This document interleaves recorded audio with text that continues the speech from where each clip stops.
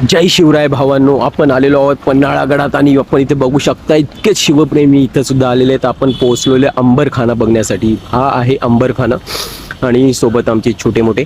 आणि हे अंबरखानामध्ये आपण प्रवेश करताना आणि आपण बघू शकतोय किती सुसज्ज अशी इमारत आहे. शिवकालीन इमारत आपल्याला बघायला मिळते. अंबरखाना म्हणजे थोडक्यात आहे हा धान्य कोठा.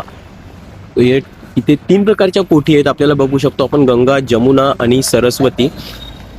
गंगा, यमुना, सरस्वती या 3 कोठी आहेत. धान्य भंडार आहे. तितके सुसज्ज असं वातावरण आणि हवा येण्यासाठी खिडकी सुद्धा आहे. म्हणजे तिथे धान्य कुठल्याही प्रकारे खराब होऊ शकत नाही किंवा वातावरणाचा कुठलाही परिणाम त्याच्यावर होणार नाही.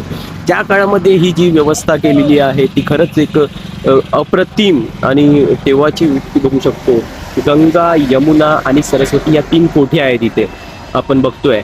या तिन्ही कोठ्या आपल्याला शिव काळातील या कोठी आहेत. आणि आपण बघू शकताय किती सुंदर असं हे बांधकाम त्या काळचं अजूनही अबाधित राहिलेलं आहे. अजूनही